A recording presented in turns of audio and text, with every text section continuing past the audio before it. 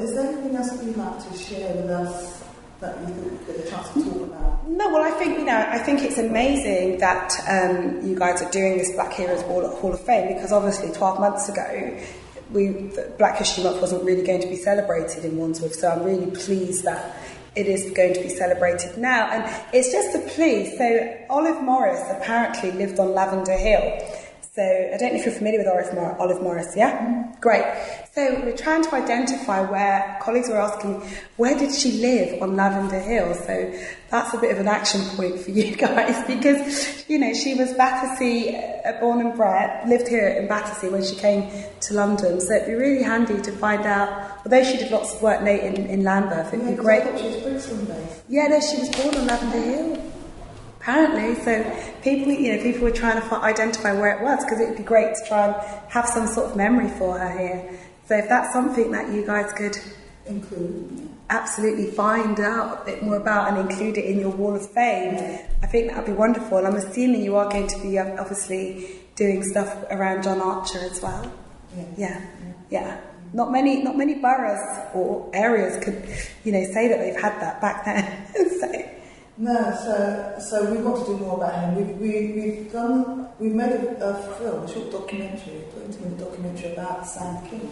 Oh, really? Yeah. Excellent. It's going to be shown as part of the... That's brilliant. Yeah. That's awesome. Sam was Southwark, wasn't he? That's right. So he's back Southwark now, and also the founder of the Windrush Foundation. Who was... That was him, Sam King. So he travelled all the Windrush. Oh, he travelled, and he was the founder of the... Yeah. I didn't realise he founded the foundation, the Windrush Foundation. Yeah. Excellent. And also, again, it's good to do that, because, last year we celebrated the 70th anniversary of the Empire Windrush, but obviously last year we had the Windrush scandal and how they were treating those from that generation as well. So, it's really important that we never forget who we are, where we're coming from, I think it's Marcus Garvey that says this, a man who doesn't know who he is or where he's from is like a tree with no roots. And this is so true. That's why I really support the Mayor's call to ensure that London has its own museum of African American history and slavery. So not African, just of history, African history. So I need to say that bit again so you get that right.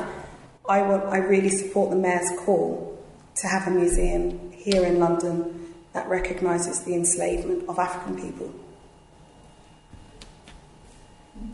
Do you think it should be about the enslavement of African people? It should be about... I think it should also be said... I think what you would have in America, I visited the Museum of African American History and Culture, and I would like to see the same thing here, because you have to, again, like I say, you need to know, a lot of us need to know how we got here, but obviously our evolution here, and, celebrating the achievements that we have here as well, but obviously knowing who we are. Because there's so many different movements, you think about the history that happened, not just here in London, but Liverpool and Bristol as well have huge, large black communities that also have a history. Yeah. And it's how you can bring that all into one. I think Liverpool already has its own museum, doesn't it?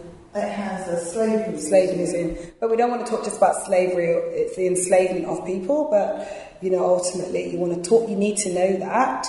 We need to talk about that. We need to share that so people know who they are from that. But then obviously you then travel through the time through history to present day. Because that's what the museum in Washington, D.C. is like. You start in one place, but you end up at the top, which is amazing. It's incredible.